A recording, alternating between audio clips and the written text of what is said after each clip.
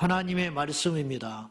오늘 저에게 주시는 말씀은 마태복음 13장 15절에서 17절의 말씀이 되겠습니다. 마태복음 13장 15절로 17절 말씀을 제가 봉독하겠습니다. 이 백성들의 마음이 완악하여져서 그 귀는 듣기에 둔하고 눈은 감았으니 이는 눈으로 보고 귀로 듣고 마음으로 깨달아 돌이켜 내게 고침을 받을까 두려워함이라 하였느니라. 그러나 너희 눈은 봄으로 너희 귀는 들음으로 복이 있도다. 내가 진실로 너희에게 이르노니 많은 선지자와 의인이 너희가 보는 것들을 보고 자하여도 보지 못하였고 너희가 듣는 것들을 듣고자 하여도 듣지 못하였느니라. 아멘. 할렐루야. 반갑습니다. 우리 토론토 십자가 교회 우리 성도님들을 영상으로 또 이렇게 뵙게 되어서 무한하게 기쁘게 생각합니다. 지난번에도 영상으로 여러분들을 대했는데요. 우리 박 목사님께서 이렇게 코로나19를 맞이했지만은 목회에 전념하시고 또 제가 소문으로 듣기에 성전을 이전했다고 하셨는데 얼마나 이 코로나19 어려운 와중에 수고들이 많으시고 또 기도를 많이 하고 계십니까? 저의 작은 수고가 하나님 안에서 여러분에게 큰 위로가 되기를 바라고 자그마한 힘이 될 수 있다면 저는 그것으로 족하겠습니다. 오늘 2차 대각성 집회로 큰 주제로 열리게 됐습니다. 그래서 제가 각성에다가 기도하면서 초점을 맞추어서 여러분과 말씀을 나누고자 합니다. 오늘 본문의 말씀은 예수님께서 씨 뿌리는 자의 비유를 말씀하시면서 제자들이 못 알아듣기에 비유로 풀어주신 다음에 주님께서 구약의 이사야의 말씀을 가져다가 인용을 하시면서 말씀하시기를 너희의 눈은 보았기 때문에 너희의 귀는 들었기 때문에 복이 있도다. 그렇게 말하셨습니다. 여러분, 예수님이 복이라고 말씀을 하셔야 진짜 복입니다. 사람이 말하는 복은 가짜도 있고 완전하지 않습니다. 예수님께서 복이 있다 말씀하시는 대목들이 가끔 있죠. 심령이 가난한 자는 복이 있다. 그러면 그건 진짜 복인 것입니다. 마귀가 주는 복도 있습니다. 성공하는 거, 1등하는 거, 앞장서 가는 거, 그거 마귀가 주는 복인데 세상 사람들은 속아서 그것이 진짜 복인 줄 알고 가지만 가짜입니다. 진짜 우리에게 복은 영원한 생명이 복입니다. 그 영원한 생명을 얻기 위하여 우리가 반드시 걸어가야 할 여정, 과정이 있다 이 말이에요. 그게 뭐냐? 보아야 하고 들어야 한다. 근데 예수님 말씀하시는 것은 너희의 구약의 조상들이 그토록 깨어있는, 그것도 깨어있는 소수의 사람만 그러는 거예요. 아브라함 같은 사람, 다윗 같은 사람, 그런 사람들이 그렇게 보기를 원했고 듣기를 원한 존재들이 있었다. 근데 그걸 그렇게 바라고 소원했지만 그들의 요청이 부족해서가 아니라 듣지도 못했고 보지도 못했다. 근데 너희들은 원하지도 않았고 사실 그들처럼 노력하지도 않았고 그들처럼 성숙하지도 않다. 예수님의 제자들이 그렇거든요. 오늘 우리하고 똑같아요. 우리 부족합니다. 저는 이런 말씀을 대하고 주님께서 주신 은혜를 생각할 때 너무너무 부끄러워요. 지구멍이라도 들어가고 싶어.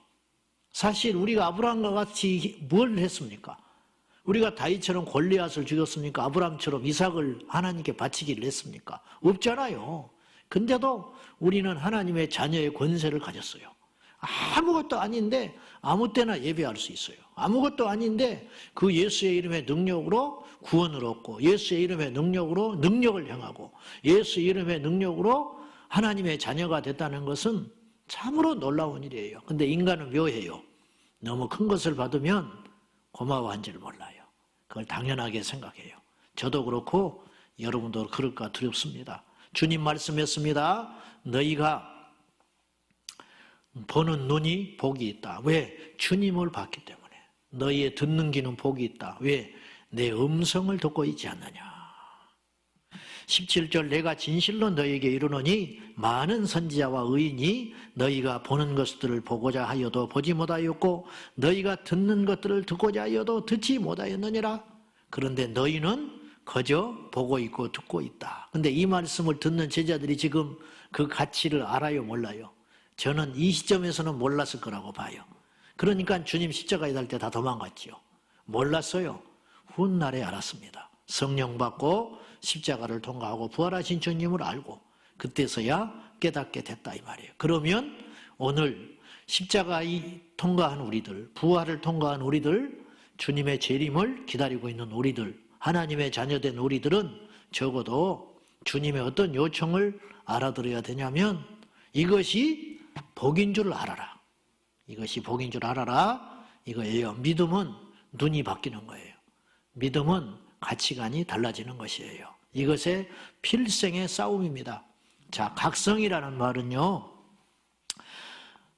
사전에 보면은 사전적 의미로 깨달아 정신을 차리는 것을 각성이라고 해요. 그래서 깨달을 각자를 씁니다. 깨닫는 자가 복이 있어요. 성경에는 깨닫는 자가 복이 있어요. 여러분 나이 든다고 깨닫지 못해요. 그래서 성인 아이들이 많아. 나이가 70, 80이 됐는데도 자식만 또 손주만 또 못한 할아버지도 이 세상에는 많아요.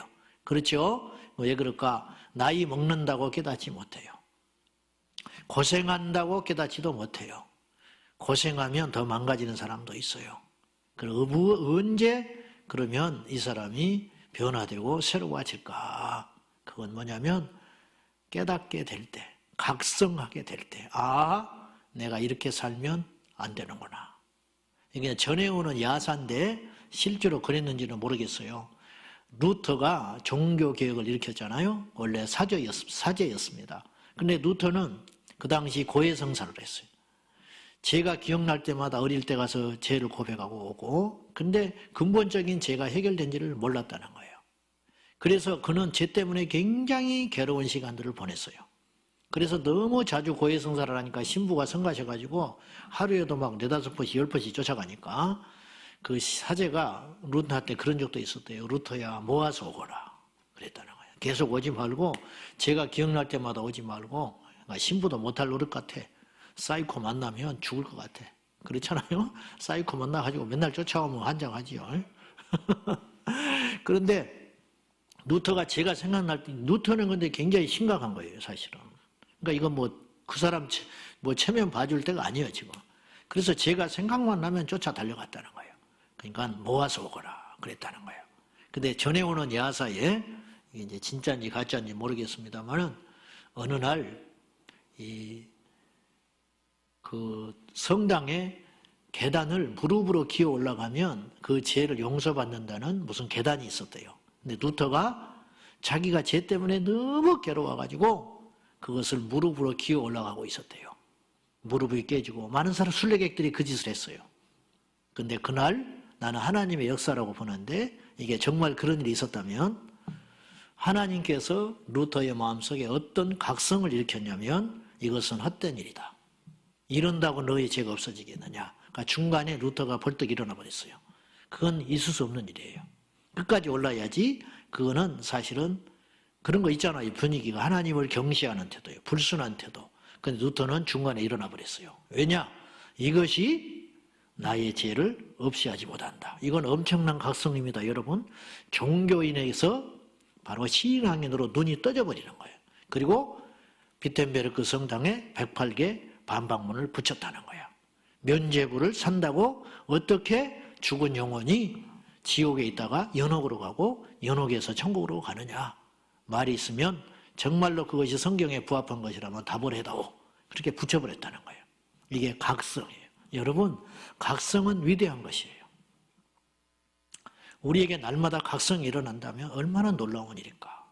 교회 안에 우리 제일 큰 고민, 사역자도 고민이고 지도자들, 리더나 구역장 이런 분들도 고민이고 또 정작 본인도 고민하는 게 있어요. 그게 뭔지 아세요? 나는 왜 이럴까 하는 거예요. 나는 왜 시간이 이렇게 갔는데도 변하지 않을까? 왜 저 사람은 저렇게 변하지 않을까? 어째서 성도라고 하는데 변하지 않을까? 어째서 주의 길을 간다고 그러면서 저렇게 변하지 않을까? 그 이유가 뭘까? 못 배워서? 아니, 깨닫지 못해서 그렇다. 각성은 이처럼 엄청난 은혜요, 축복이 되는 것입니다. 예수님의 제자들이 각성한 거예요. 각성할 때 기적이 일어나고 하나님이 쓰시기 시작했다. 이런 말씀입니다. 성경에는 각성했던, 좀 넓은 범위로 각성했던 인물들이 많이 등장한다고 나는 봐요. 그 시각으로 보면 삭개오가 각성한 겁니다. 각성하니까 뽕나무에 올라간 거예요. 각성한 자는 반드시 변화가 일어나요. 각성했잖아요. 이제 이 세리장으로서 이렇게 살고 싶지 않은 각성이 일어난 거예요. 누가 그렇게 하라고 그랬나요? 강요했나요? 아니죠. 고생해서 그런가요? 아니에요. 이것이 죄라는 것에 대한 각성, 그리고 그것에 대한 해법으로 주님을 찾고자 한 거예요.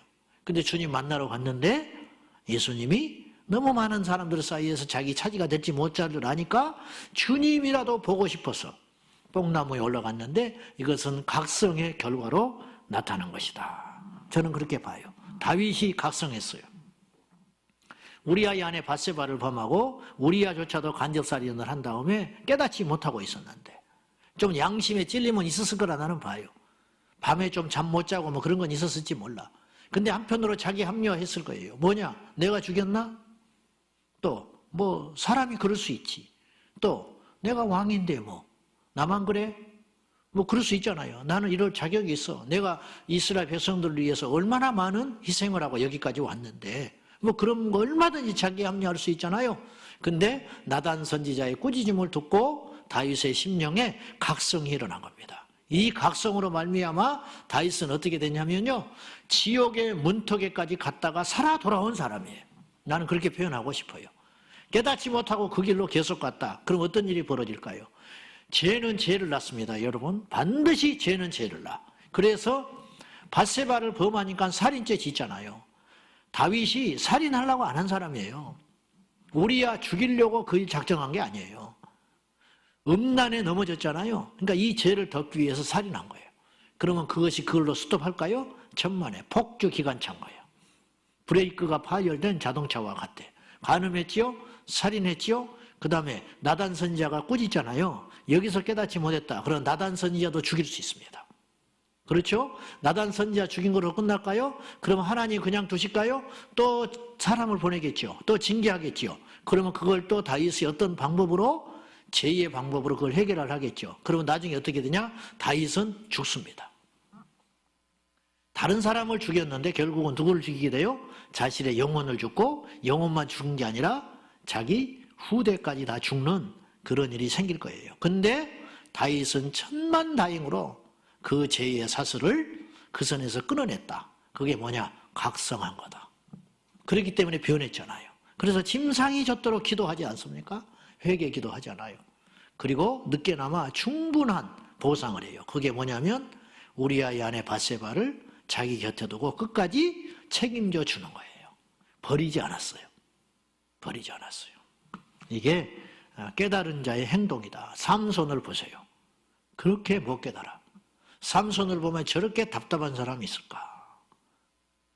드릴라를 무릎에 앉혀놓고 그 사랑에 빠져가지고, 그리고 머리털이 밀려오는데도 깨닫지를 못하고 잠에 취하고 유혹에 빠져가지고 왜 그럴까? 각성을 못하는 거예요. 보세요.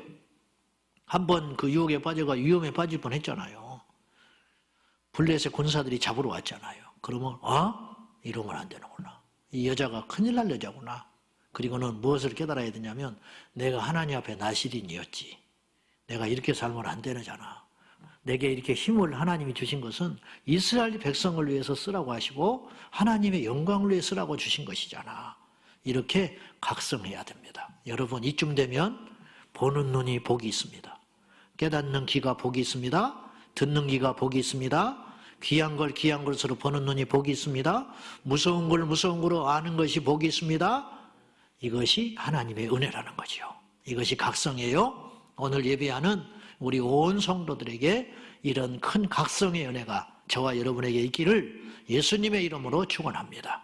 오늘의 주제는 그래서 각성인데 세 가지 영역에서 각성이 일어나야 한다. 그 주제를 가지고 말씀을 나누겠습니다. 첫째, 때에 대한 각성이 있어야 돼요.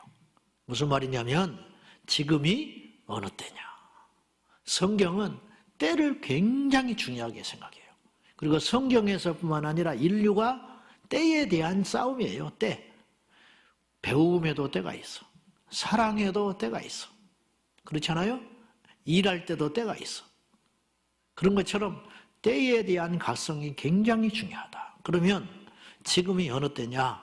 흔히 아는 대로 크로노스의 시간이냐 카이로스의 시간이냐 그런 이야기 많이 하지 않아요? 지금이 어느 때일까? 코로나 시대다. 그거는 세상 사람들이 보는 눈이에요. 세상의 학자들, 세상의 일반인들이 생각하는 것이 코로나 시대다. 그러면 영적으로는 지금 어느 때냐? 성경에는 여러 가지 때에 대해서 이야기하고 있는데 그 많고 많은 하나님이 말씀하시는 믿음의 때, 영적인 때, 하나님의 시간으로서의 카이로스의 때, 그 때가 있는데 회개할 때다. 세례 요한이 회개를 외쳤지요. 요단강에서. 그러면 그 말씀을 받는 우리는 그 2000년 전의 시간의 말씀으로 받으면 안 되고 지금이 회개할 때구나. 이렇게 각성이 일어나야 하는 것이거든요. 그 많고 많은 때에 대한 이야기 중에 어느 때를 저는 오늘 말씀드리고 싶으냐. 고린도후서 6장 2절에 보면 지금은 보라 지금은 은혜 받을 만한 때요 구원의 날이로다.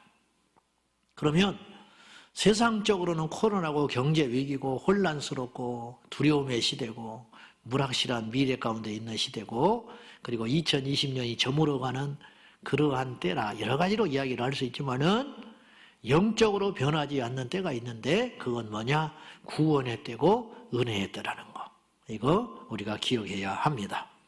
자, 적지 않은 성도들이 이런 구원과 은혜의 때를 놓쳐버리고 있습니다. 오늘 예수님께서 너희의 보는 눈은 복이 있다. 너희 듣는 귀는 복이 있다. 주님이 씨 뿌리는 자 비유 이야기했잖아요. 근데 아무도 못 깨달았어요. 그건 뭐냐? 깨달을 수 있는 때를 놓쳐버린 거예요.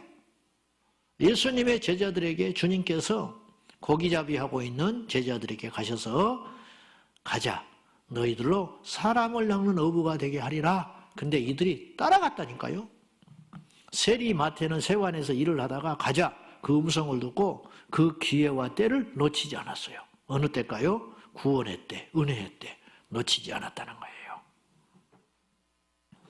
부자 청년은 아쉽게도 예수님을 만나서 일생일대의 영혼의 구원을 받고 거듭날 수 있는 기회를 스스로 차버렸습니다. 뭐 때문에?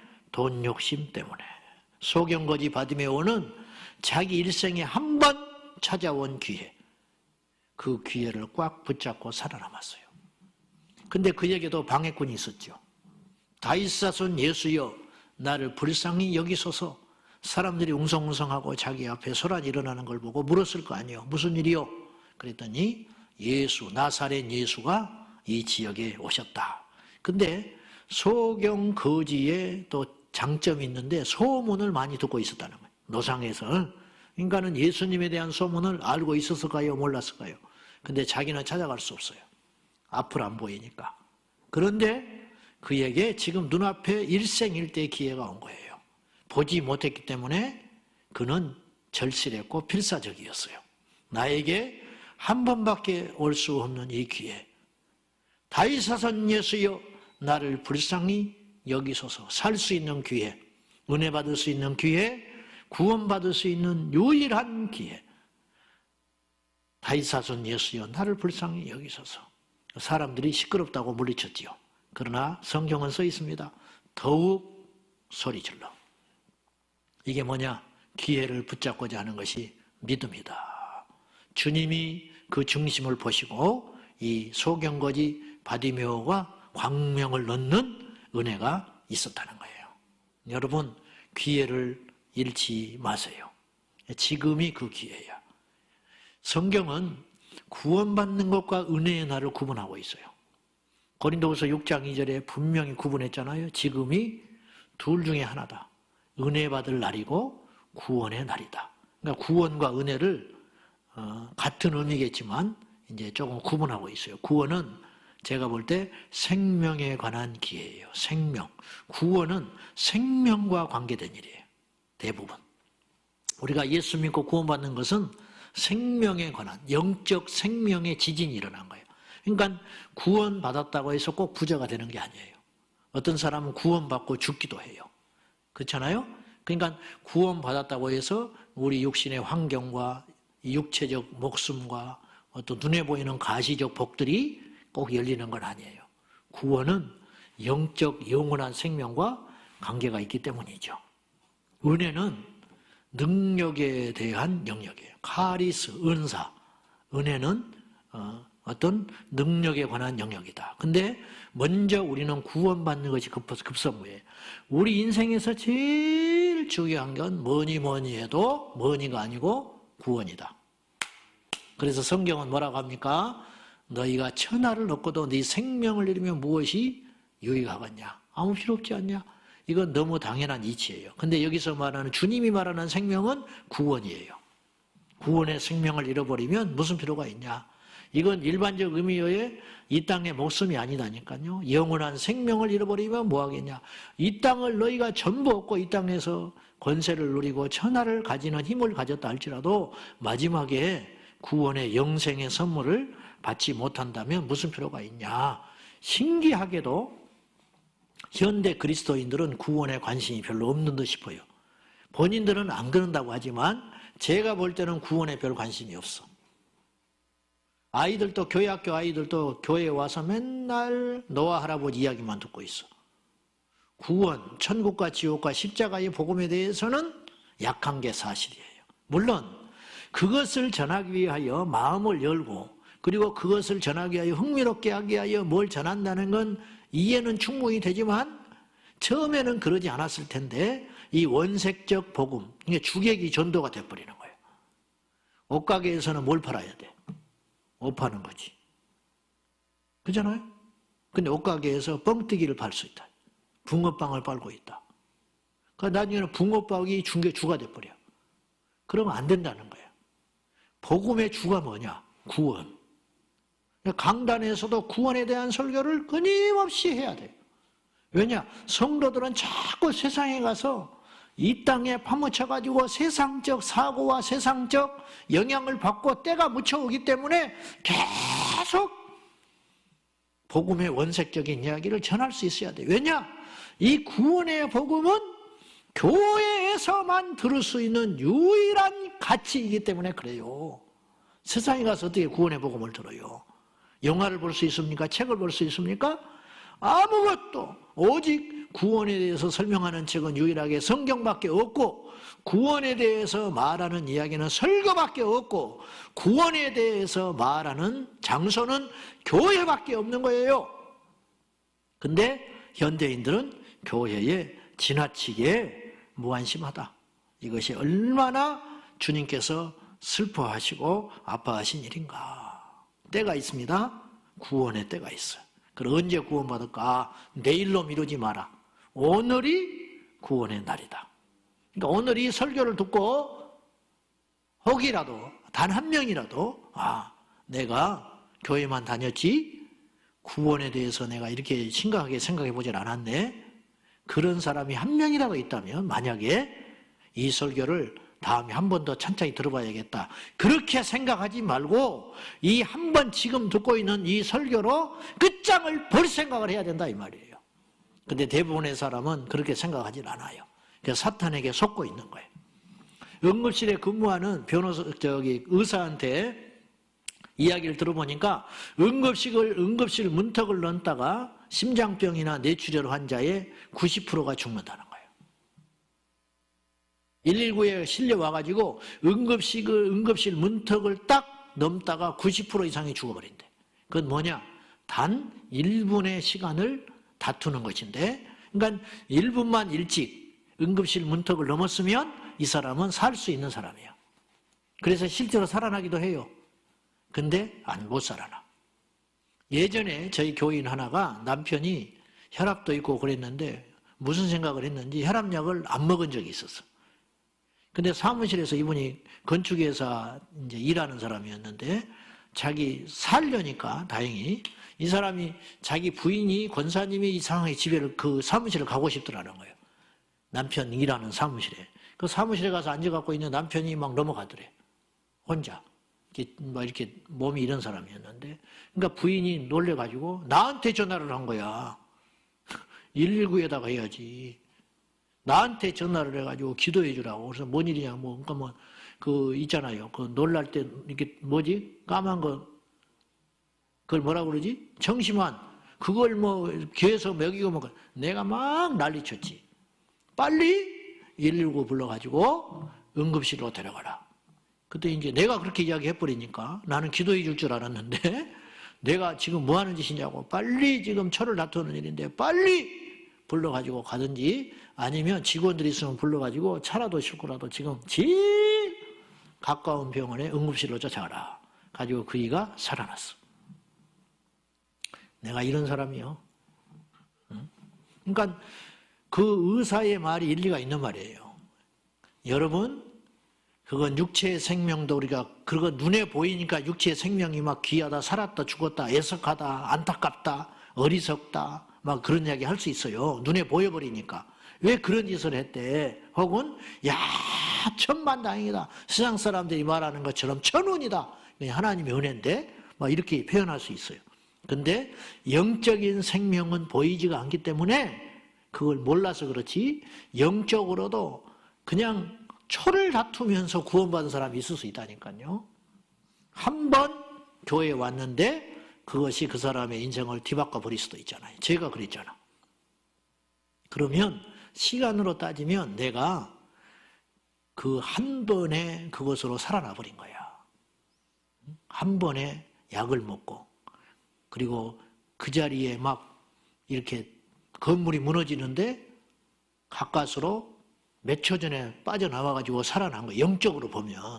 이해되시죠? 무슨 말인지? 지금이 구원의 날이다. 내게 찾아온 구원의 기회를 절대로 놓치지 말라. 이것에 대한 때에 대한 각성이 반드시 있어야 되고 두 번째는 은혜 받을 때라는 걸 잊지 마셔야 돼요. 은혜는요 항상 임하는 것 같지만 사실은 그렇지 않습니다. 오늘 우리가 지금 이 시간에 주시는 은혜가 있어요. 이걸 못 받아버렸잖아요. 그러면 끝나는 거야. 이성복 목사님이라고 성결교회 대부흥사가 있어요. 그분이 오래전에 돌아가셨습니다. 성결교회 대부흥사. 그래서 이렇게 수염을 이렇게 기르고 있었고 나는 사진으로만 봤는데 머리를 다 이렇게 밀었어요. 대머리라 그러신지 어쩐지 모르는데 그래서 그분의 별명을 중목사라고 그랬어. 근데 대단한 부흥사고 성도들을 정말로 사랑하시는 귀한 종이었는데 이분이 설교를 얼마나 길게 했는지 설교를 다 의자에 앉아가지고 힘드니까 그리고 옛날에는 이렇게 창문도 열어놓고 막 서대문에서 목회하실 때 이렇게 주변에 환경이 더럽고 그러니까 파리가 막 들어오는 거야. 그러면 파리채로 딱딱 잡아가면서 앉아서 설교했대. 채로 파리를 잡아가면서. 근데 그 말씀이 그렇게 대단했대요. 그래 옛날에 먹고 살기 힘들고 60년대 막 이럴 때 힘드니까 그 사람들이 그 예배를 가고 싶은데 부흥회를 가고 싶고 집회마다 참석하고 싶은데 먹고 살고 싶으니까 못 가는 거예요. 요새는 녹화라도 하고 나중에 들을 수도 있고 볼 수 있는 세상이지만 그때는 그렇게 없잖아요. 그러니까 그때 그 자리에 가서 말씀 듣고 은혜를 못 받으면 영원히 못 받는 거야. 그게 안타까운 거야. 그래서 나중에 갔다 온 사람들한테 물어본다는 거예요. 오늘 뭐 없었냐? 그럼 그렇게 이야기해주면 그걸 못 받아서 안타깝게. 그러니까 받은 사람은 있는데 그 자리에 알지만 생업에 매여서 가지 못한 사람은 가슴을 치면서 안타까워했다는 거예요.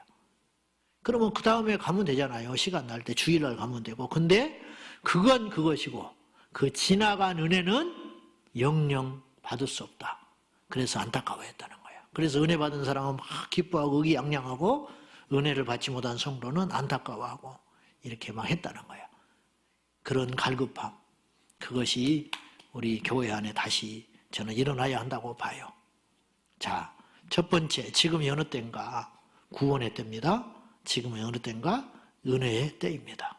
이거 잊지 마셔야 됩니다. 두 번째, 지금은요, 우선순위를 분명히 해야 할 때예요. 우선순위가 허물어져 버리면 우리가 망하게 돼요. 망하게 돼요. 어느 것이 먼저인가? 모든 일에는 순서가 있어.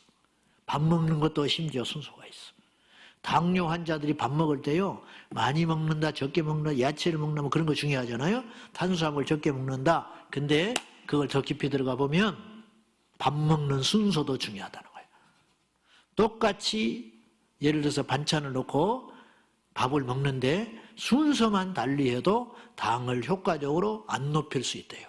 그게 뭐냐? 우리 한국 사람들은 일단 밥, 국물, 야채가 있으면 이를테면 밥을 국에다가 턱 말아가지고 막 쏟아 넣어버리지. 뭐 맛은 2번 채고 일단 퍼 담는 거야. 그리고 막 김치 또 나중에는 한 입 담아 먹고 이게 최악의 식사라는 거야. 똑같이 밥을 먹어도 음식을 그렇게 먹으면 안 된다는 거예요. 말아 먹으면 안 된다는 거예요. 그러면 당뇨는 똑같이 어쩔 수 없이 밥과 국과 야채를 먹을 때 어떻게 먹어야 되냐? 야채를 제일 먼저 많이 먹어버리라는 거예요. 야채를. 그 다음에 밥, 탄수화물은 언제 먹느냐? 제일 나중에 먹어라. 그럼 어떤 일이 일어나느냐? 당뇨에 올라가는 속도가 빨리 안 올라간다는 거예요. 이제 순서도 중요하다는 거예요. 심지어 똑같은 음식을 똑같이 먹을 때에도 순서가 중요하다면 이 세상에 순서는 얼마나 많은 것들이 있겠는가. 공부에도 순서가 있잖아. 공부에도 순서가 있고 운동에도 순서가 있잖아. 처음 달리기 한다고 막 달려버리면 안 된다잖아. 몸을 풀고 운동해라. 그리고 운동한 다음에는 또 풀어라. 이게 순서가 있잖아요. 그런 거. 우리 인생에서 순서는 대단히 중요합니다. 첫째, 때가 중요해요. 그래서 때에 대한 각성. 두 번째는 순서가 중요하다. 그래서 순서에 대한 각성, 깨달음도 있어야 한다. 그 말이에요. 제가 중학교 때 공부를 곧잘하는 친구가 있었습니다. 내가 막 해도 못 따라가. 근데 그 친구가 초등학교 때부터 우리 동창이었는데 우직하니 공부만 했어요. 근데 고등학교 입시를 앞두고 얘가 고등학교 3학년 때 갑자기 무협지에 빠져버렸어. 이 미친놈이. 무협지 알아요? 처음 들어봤어? 무협지. 그러니까 수업 시간에 무협지만 봐. 이렇게 앞에 교과서 딱 막아놓고. 근데 얘가 공부를 좀 해놓으니까 선생님이 의심을 안 했어요. 근데 우리는 다 알죠. 쉬는 시간에 나가지도 않아. 무협지만 봐. 가방에 무협지가 이렇게 들었어. 근데 체중이 늘기 시작해. 운동을 안 하니까. 체육 시간에 나가서 체육해야 되는데 자기는 자습한다고 자청해. 몸이 안 좋다고. 그리고 뭐 했을까? 그 시간에 무협지만 봤어. 나중에요. 우리들이 걱정이 될 정도였어. 그만해라. 철없는 우리도 걱정이 될 정도로. 근데 이 친구가 그러더니 성적이 점점점 나락에 떨어지기 시작했어. 그러더니 고등학교를 명문고등학교를 봐야 되는데 그 시험을 이제 성적이 된다고 생각하고 입시를 봤어요. 2학년, 3학년 초까지 시험을 잘 봤으니까 공부를 떨어져 버렸어. 그리고 그때부터 이 친구는 인생의 나락으로 떨어지기 시작했어요. 제가 분명히 그걸 봤어, 곁에서. 무협지는 고등학교 합격하고 봐도 돼. 그래도 안 되지만 순서가 공부할 때였어요. 이 친구는 일의 순서가 틀려진 거야. 자, 하나님을 믿는 것은 공적인 일이요, 사적인 일이요. 그러니까 이 땅에는 공이 있고 사가 있다 이 말이에요. 그죠? 공이 있고 사가 있어. 목회하는 나에게도 공이 있고 사가 있어. 신방하는 일은 공적인 일일까, 사적인 일일까? 공적인 일이야. 내 아이와 시간을 보내는 건 무슨 일일까? 사적인 일이야. 국회의원이 국회에 가서 일을 보는 건 공적인 일이에요. 근데 공적인 일과 사적인 일이 헷갈리는 사람들이 종종 나와요. 일을 해야 할 때 외국에 가족들하고 나가서 놀아버렸다. 그것이 나중에 사회 문제가 되죠. 공금을 사적으로 쓴 일로 생겨. 공금이야. 그거는 공적 업무를 볼 때 일을 하라고 나라에서 준 돈이에요. 그게 공금이야. 그걸 함부로 사적으로 쓰면 뭐가 되냐? 죄가 돼. 공금 횡령죄가 되는 거야. 하나님의 일을, 하나님을 믿는 것이 우리 모든 성도들의 공적 업무라니까. 내 일은 사적인 일이에요. 근데 이것이 뒤바뀌면 어떤 일이 벌어지느냐? 우리가 하나님 앞에 쓰임받지를 못해. 그냥 아무것도 아닌 자연인이 되는 거예요. 하나님께서 아브라함에게 이삭을 바치라 했어요. 엄청난 이야기죠. 근데 이삭을 바치라 하는 일은 공적 일이에요. 이제 넓은 범위로. 왜냐? 하나님의 명령이거든요. 하나님의 명령은 암에만 있는 거야. 공적 일은 예에만 있는 거야. 나라에서 불렀어요. 군대 오라고 나이가 들었으니까. 근데 못 간다는 거예요. 왜? 이것 좀 해놓고 간다는 거야. 그건 안 되는 거야. 그건 범법자가 되는 거예요. 주님이 불렀어요.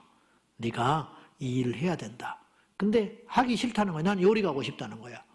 오늘 새벽에도 말씀 우리가 봤는데 사도행전 16장에 보면 성령께서 아시아의 바울의 복음을 전하지 못하고 유럽으로 가도록 이제 방향을 틀잖아요.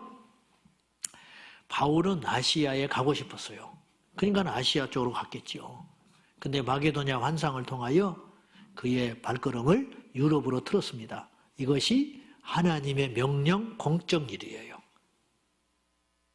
그래서 주님께서 그와 함께 하시는 거예요. 그리고 바울은 공적 일에 순종했어요. 아브라함에게 하나님께서 이삭을 바치라. 공적 일이야. 자기 아내와 의논하는 건 사적인 거야. 그래서 그는 의논하지 않았어요. 성경에 의논했다는 말이 없어. 그리고 사흘길을 걸어서 하나님의 명령에 순종하게 하여 이삭을 죽여버리려고 그랬어. 진짜 죽이려고 그랬어. 왜? 이 일의 우선순위가 무엇이냐? 내 자식의 목숨보다 하나님의 명령이 더 중요하다. 우선순위. 아담은 이 일의 순서를 뒤바뀌어서 타락한 사람이에요. 선악과를 범하지 말라. 이게 공적 일이야. 하나님의 명령. 근데 자기 안에 욕구, 사적 욕구가 일어났어요. 그건 뭐예요? 먹고 싶은 욕구.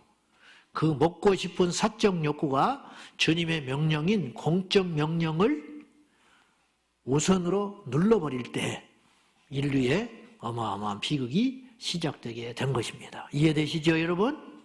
그래서 이 일은 공사가 중요하다. 사도행전 20장 24절에 사도 바울이 이렇게 담대하게 선언합니다. 나의 달려갈 길과 주 예수께 받은 사명 곧 은혜의 복음을 증거하는 일을 마치려 하면은 나의 생명을 조금도 귀한 것으로 여기지 아니한다. 바울에게 있어서 목숨은 다 중요해. 모든 사람은 중요해. 인간은 다 그런 존재지. 근데 이 하나밖에 없는 목숨은 사적인 거라는 거예요. 귀한 줄 알지만. 그래서 이 생명을 사명, 공적인 일을 위하여 나는 버릴 수 있다. 그래서 그를 통해서 기적이 일어나는 거예요. 지금은 하나님의 일, 공적인 일과 내 사적인 일을 철저히 구분해야 할 때예요. 그러니까 평화로울 때는 그걸 조금 느슨해도 괜찮아. 주의 명령이 준엄하지 않아. 무슨 말이냐면 막 급하게 말씀하시지 않아요. 그런데 지금은 말세예요. 코로나를 만났어요.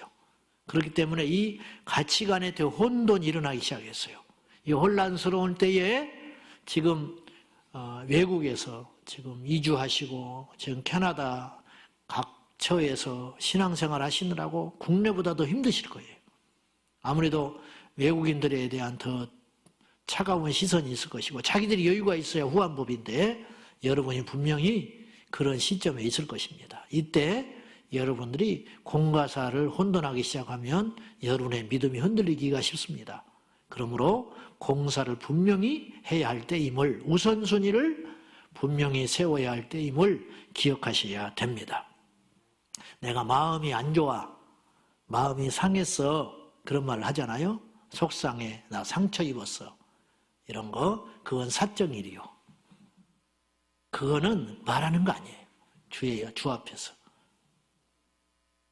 주의 일을 하면서 속상한 일이 생겨요. 주의 일을 하면서 억울할 때가 있어요. 주의 일을 하면서 부당한 생각이 들어요. 그러나 그건 사적 영역이라는 거예요. 수많은 사람들이 하나님께 쓰임받지를 못하고 심지어는 믿음에서 떠나요 세상으로 다시 가버리는 이유가 뭐냐면 사적인 것을 공적인 것으로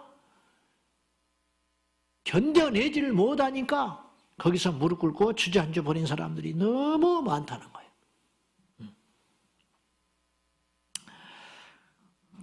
그 사람 요새 안 보여. 그런 일 있잖아. 그 사람 요새 안 보인대? 그냥 그냥 어디가 있어? 이유가 있지. 유치해서 말도 못해. 아, 목사님 무슨 말 했는데 그걸 자기 보고 한 소리래. 김 집사는 노래방 가면 마이크를 안 놔. 김 집사가 교회를 떠났어. 실제는 난 그런 사람 봐. 자기 보고 했대, 목사님이. 응? 김 집사가 한둘이야? 김 집사가 한둘이냐고. 그러면 그걸 사적으로 받아들였어요. 사적으로.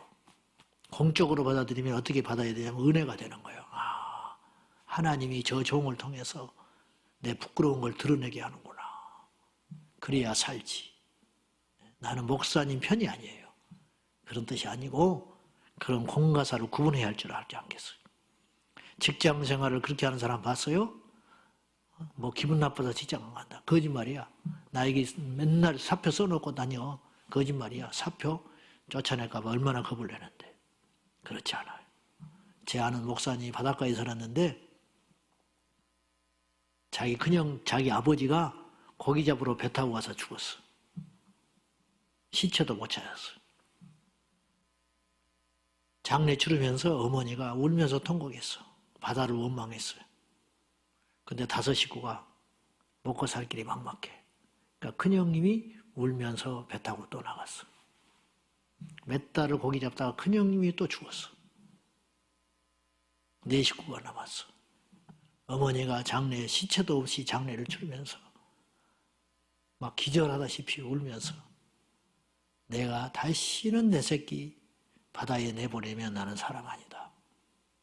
근데 일주일 열흘 지나니까 먹을 것이 없어지니까 남들 도와주는 것도 한계가 있고 옛날에는 다 살기 어려우니까 둘째 형이 울면서 남의 배 빌려가지고 나가더래. 왜? 공적인 일이니까. 살아야 하니까. 여러분 이 정신만 갖고 우리가 예수 믿으면 시험 들었다는 배부른 소리 못 할 거야. 한 명도 시험 안 들어. 근데 공과 사가 뒤바뀌어가지고 이름 빠졌다고 시험 들고 자기 인사 안 받는다고 시험 들고 있다고 소리를 하고 다니고. 그럼 왜 그럴까? 공사를 구분하지 못해서 그래. 공사를 구분하지 못하여 지옥 간 사람이 한둘이 아니라고 나는 믿어요. 주의 길을 가는 자들이 설교는 공이야. 근데 누구를 만나기 위해서 설교를 짧게 했다? 뭐 오늘은 바쁘니까 예배를 빨리 끝냅시다. 이따고 소리를 해? 그건 하나님을 경외하는 자세가 아니에요. 벌써 틀려먹으면 싹수가 없는 거예요. 애초에 틀려먹으면 그런 버릇이 있다면 그거는 하나님이 절대 그 중심을 보시고 쓰질 않아요. 이건 설교인지 자기 자랑인지 설교인지 만담인지 설교인지 무슨 책 독후감을 이야기하는 것인지 생명이 왔다 갔다 하는 시간 예배는 에? 신방 아이고 지겨워. 어디서 그런 소리를 해. 그 한 번의 신방으로 그 한 사람의 인생과 가정과 미래가 판도가 바뀔 수도 있는 거예요. 왜? 공적인 일이니까. 공적인 일이니까. 자, 요즘에는요 멘탈이 너무 약한 것 같아. 세상이 다 그래. 게임한다고 퇴근하고 아버지가 혼냈던 이놈이 아파트에서 때려서 죽어버렸어. 중국에서. 멘탈이 약해서 그래. 굉장히 무서운 놈 같죠? 웃기는 놈이야. 아주 약한 거야. 한마디 하면 팩 쓰러져 가버려. 학교에서 우리 애가 손 들고 있으라고 그랬대. 한 10분. 난리가 나버려요. 막 교육청까지 연락해가지고 내 새끼. 그럼 어떤 일이 벌어지냐? 내 새끼만 우습게 되는 거야. 더 웃기게 되는 거예요. 그때부터 왕따 돼버리는 거예요. 그걸 못 이겨? 그럼 이제 얘는 평생 부모의 그늘에서 못 벗어나는 거예요. 이런 놈도 웃기는 놈이고 일렀다고 발발 뛰면서 쫓아가서 교장실에 쫓아가서 난리 법석을 떨고 자기 새끼 귀하면 남의 새끼도 귀한 거야. 그 벌준 선생님도 남의 귀한 자식이야. 응? 결국은 누구를 망치는 거예요. 이 세상에 멘탈이 그렇게 무너져 버렸어요. 아무것도 못해. 뭔 말을 못해. 뭔 말하면 상처받았대. 여자가 돼가지고 내 옷을 왜 그렇게 입고 다니냐. 인권이 여권을 무시했다나 어쨌다나. 여성가족부가 또 들고 일어나서 난리예요. 응? 그래서 이 세상을, 거친 세상을 헤쳐나가고 이길 힘이 없는 거예요. 야성이 사라지고 있어요. 히브리서 11장의 믿음장인데 11장 후반부에 가면 예수 그리스도를 믿는 믿음으로 신앙을 지키기 위해서 산채로 톱으로 사람을 잘라버리고 광야에서 유리하고 진에서 죽고 여자들은 수욕을 당하고 그런 일을 우리가 어떻게 감당하려고, 그런 사람들을 천국에서 어떻게 만나려고 이 지경이 됐냐 이 말이에요. 여러분, 예수 그리스도를 믿는 일은 이 세상에서 가장 위대한 일이고 가장 중요한 일이고 가장 가치 있는 일이고 가장 우선순위가 되는 것입니다. 태백장군은 나라를 지키기 위해서 자기 자식들을 목을 칼로 목을 치고 전쟁터 황산벌전투에 나갔대. 우리는 주의 일을 하는 사람들이에요. 우리는 주를 믿는 성도들이야. 우리의 기분이 중요한 게 아니에요. 하나님의 뜻이 중요한 거예요. 내 생각이 중요한 게 아니에요. 하나님 말씀이 중요한 거예요. 내 체면이 중요한 게 아니에요. 주님이 세우신 교회가 중요한 거예요. 공사를 뚜렷하게 구분할 적에 복을 받습니다. 공사를 뚜렷하게 구분할 때 하나님이 이뻐하십니다. 마지막 세 번째, 세 가지 영역에서 각성이 일어난다 해야 한다고 그랬어요. 첫째는 때에 대한 각성, 두 번째는 일에 대한 각성이다. 어떤 것이 급하냐, 중요하냐. 세 번째는요, 무엇에 대한 각성이 있어야 되냐면 우리 적에 대한 각성이 있어야 돼요. 진짜 적이 누구냐. 어떤 사람은 막 사람을 미워해. 어떤 병신은 목사를 미워한다, 장로가. 또 어떤 목사는 또 장로를 미워해요. 응? 그것이 아니잖아. 그러면 속는 거야. 우리의 싸움은 혈과 육에 대한 것이 아니다. 이 말은 무슨 말이에요? 고깃덩어리를 싸우지 말라는 게 아니잖아요. 사람과의 싸움이 아니야.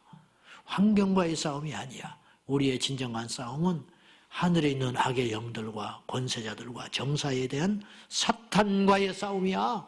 그렇게 선언하고 있잖아요. 자, 우리는 죄와 싸워야 돼요. 죄가 얼마나 무서운 줄 알아요. 죄와 어느 정도 싸워야 될까? 적당히 싸우다가 타협을 해야 될까? 천만에 어떻게 싸워야 되냐? 죽을 때까지 싸우는 거야.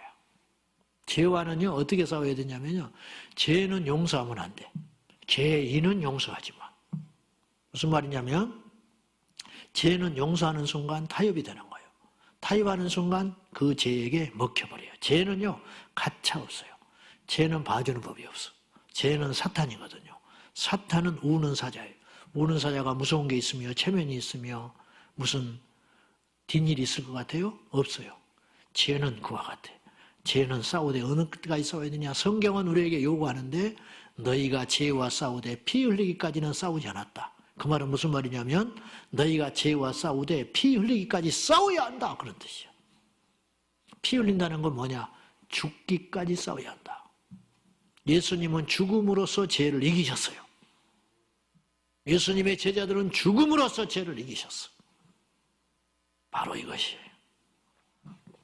죄는 모든 것을 파괴합니다. 여지 없어요. 배운 사람 필요 없어. 그동안 존경받은 거 필요, 한 방에 나가 떨어져 버리는 거예요. 지금 청문회 나오는 사람들 있잖아요. 장관들 2명이 나왔지요. 국토부 장관, 법무부 장관 후보들. 옛날에 죄가 다 나와버리는 거예요. 택시기사 폭행항해까지 다 나와버려요. 옛날에 한 말까지 나와버려요. 말까지. 행동은 그렇다 쳐. 기록에 남아있으니까. 말한 것까지 나와버리죠. 말한 것까지. 여러분, 이 세상에서도 밝힐 수 있으려면 거의 다 밝혀져요. 결혼할 때 되면 밝혀져. 국회의원 될 때 되면 밝혀져. 대통령 되려면 다 밝혀져. 여러분, 주님 앞에 가면 얼마나 많은 것들이 드러날까. 근데 우리가 참으로 다행한 것은 회개하면 주님이 기억지 아니하신다. 그래서 우리가 같이 사는 거예요. 사실은 주님만이 할 수 있어. 우리는 육체의 정욕과 죽을 때까지 싸워야 돼요. 죽을 때까지 싸운다는 건 끝까지 싸워야 한다는 것이고, 죽을 각오로 싸워야 돼. 이 말은 뭐냐면 생명을 걸고 싸워야 한다. 죽을 때까지 죽을 각오로 싸워라. 내가 지금까지 이겨서, 예를 들어서 이긴 것도 없지만 죄와 이게 어찌어찌 버텨서 이겼다 합시다. 그러면 야 됐어. 아니야. 그 순간에 퍽 넘어져 버리는 거예요. 다윗이요 잘 이겨왔어요. 그렇잖아. 나이도 들었고 광야 10년 연단도 잘 겪었고 그의 장인이 죽이려고 사울왕이 그렇게 할 때도 죄를 짓지 않고 살아남았어요. 영적으로. 전쟁터에 나가서도 죄를 안 지었어요.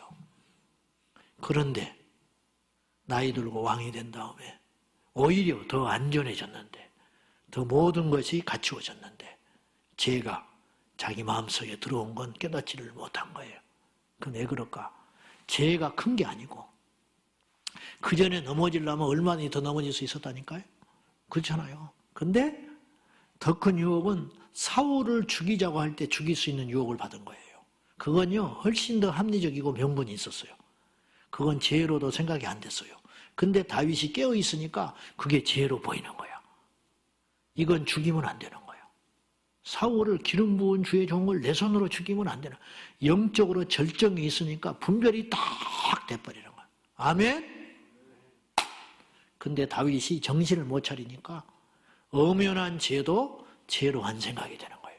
남의 여인을 강탈해 놓고도 죄로 생각하지 않는 거예요. 이게 무서운 거라니까요. 직장에를 갔는데 어떤 남자가 직장의 상사가 남자로 보이기 시작했다. 그러면 직장 그만둬야 돼. 성도들은. 응? 무슨 말인지 아세요? 큰일 나는 거야. 목사의 눈에 어떤 성도가 여자로 보였다? 작살 나는 거야. 죽어야 돼. 성도들이 젊은 목사가 남자로 보이기 시작했다? 죽으려고 환장한 거야. 그때는 금식해야 돼. 금식을 해도 안 되고 그러면 그 교회 떠나가야 돼. 응? 없어지는 게 나아. 은행에 근무하는 어떤 분이 돈을 찾고 세는데 이 돈이 돈으로 보이기 시작했다? 죽으려고 환장한 거예요. 그때는 피 흘리기까지 싸워야 하는 거예요. 성경은 이야기해요. 죄에 대해서 어느 정도로 싸우라고 그러냐? 눈이 범죄했잖아요. 무슨 말이냐? 자꾸 못 볼 거 본다는 거예요. 꼭 찍어서 빼버리라는 거예요. 소경으로 지옥 가지 않는 것이 낫다. 내 발이 자꾸 원치 않는 대로 데리고 다녀. 술집을 데리고 다녀. 발을 쳐내버려라. 손이 자꾸 남의 걸 만져. 손 잘라버려라. 그래야 네가 영원히 안전하다. 주님은 그렇게까지 엄하게 이야기하고 있어요. 우리 모두가 그러한 거룩한 싸움을 해야 하는 각성의 시대임을 깨달아 알아야 됩니다. 마귀가 쳐놓은 덫, 그리고 마귀와의 싸움에서 승리할 수 있어야 돼. 아, 사탄이 지금 이렇게 계략을 부리고 있구나. 사탄이 지금 이렇게 역사하고 있구나. 사탄이 나를 이렇게 죽이려고 하는구나. 아, 사탄이 나에게 이런 함정을 파놓고 뒤에서 웃고 있구나. 안 보입니까? 안 보여? 그걸 보는 눈이 열려야 된다. 그것에 대한 각성 있어야 한다는 거예요. 말씀 맺겠습니다. 지금은 각성의 때입니다. 각성해야 됩니다. 무엇에 대한 각성이냐?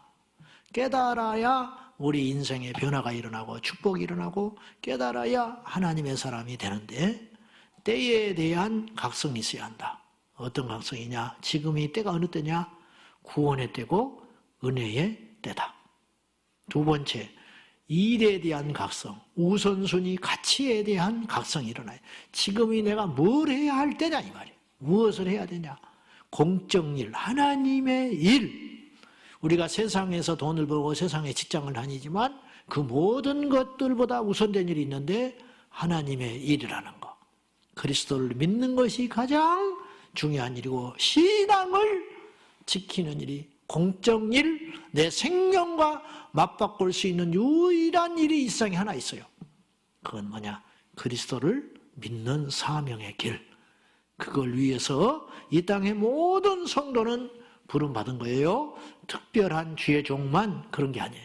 이 땅의 모든 성도로 부름받을 때는 공적 일, 주님의 일을 위해서 부름받았다는 사실을 꼭 깨닫고 교회를 사유화하려고 하지 말고 주님의 일을 자기의 일처럼 하지 말고 주님께 살아가신 모든 일을 최선의 베스트를 통하여 내 생명, 그러니까 시간도 드리고 내 힘도 드리고 내 상황도 드리고 드리다가 주님의 일을 하다가 나중엔 드릴 것이 도무지 없어. 그럼 뭘 드려야 되냐면 내 목숨을 드려라. 내 목숨을 드려라. 그것이 성도다. 초대교회는 다 그런 줄 알고 믿었어요. 죽을 줄 알고 믿었고 버릴 줄 알고 믿었고 주님의 명령에 무조건 순종할 줄 알고 믿기 시작한 거예요. 근데 요새는 그렇지 않아. 어떻게 된 일인지 교회 와서 가르쳐줘야 돼. 이거 이렇게 예수 믿는 거라고 가르쳐줘야 돼. 아니 군대 간 사람이 뭘 아침에 일찍 일어나라고 가르침 받아야 돼? 군대 가면 군복을 입어야 한다고 가르쳐줘야 돼?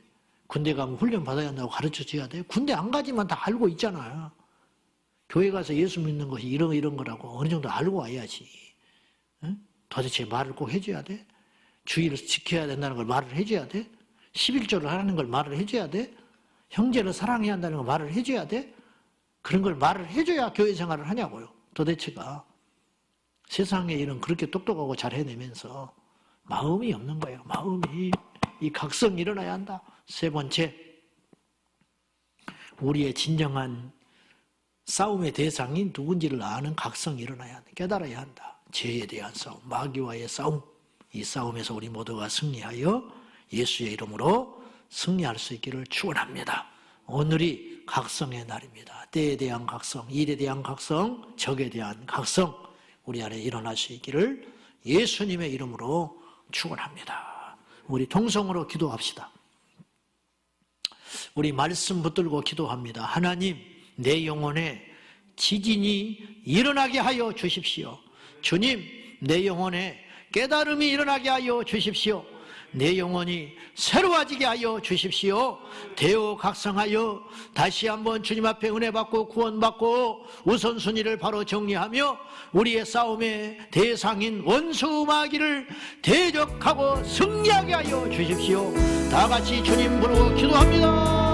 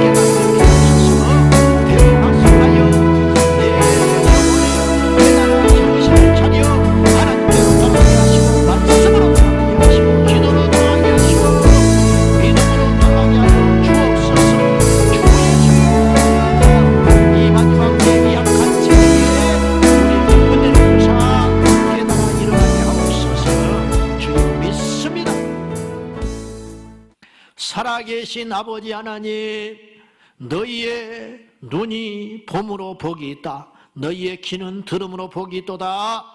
우리의 눈으로 예수님을 보았고 우리의 귀로 말씀을 들었으니 이보다 복된 일이 없을 것입니다. 주여, 이 복을 받았는데 우리는 깨닫지 못하오니 깨달아 돌이켜 주께로 돌아가게 하여 주옵소서. 오늘 이 예배를 통하여 우리 모두에게 각성을 주사 깨닫는 은총을 더하여 주옵소서. 때가 어느 때인지 보게 하시고 일의 우선순위를 알게 하시고 진정한 적이 누구인지 아는 은혜와 은총을 허락하여 주옵소서. 주님, 우리 십자가 교회 성도들을 은혜 내려 주시사 대우 각성하는 역사 일어나게 하시고 코로나19에 휘말리지 아니하고 더 이럴 때 단단한 믿음으로 주님 오심을 대비하고 성경대로 되어가는구나. 깨어 일어나 잠자는 자는 일어나고 조는 자는 일어나고 술 취한 자는 일어날 수 있도록 우리 하나님 은혜 내리워 주옵소서. 섬기시는 우리 목사님과 모든 성도들과 몸된 교회 위에 하나님의 은총이 가득하길 원합니다. 부족한 종 우리 주 예수님의 이름으로 간절히 축복하며 기도하옵나이다. 아멘.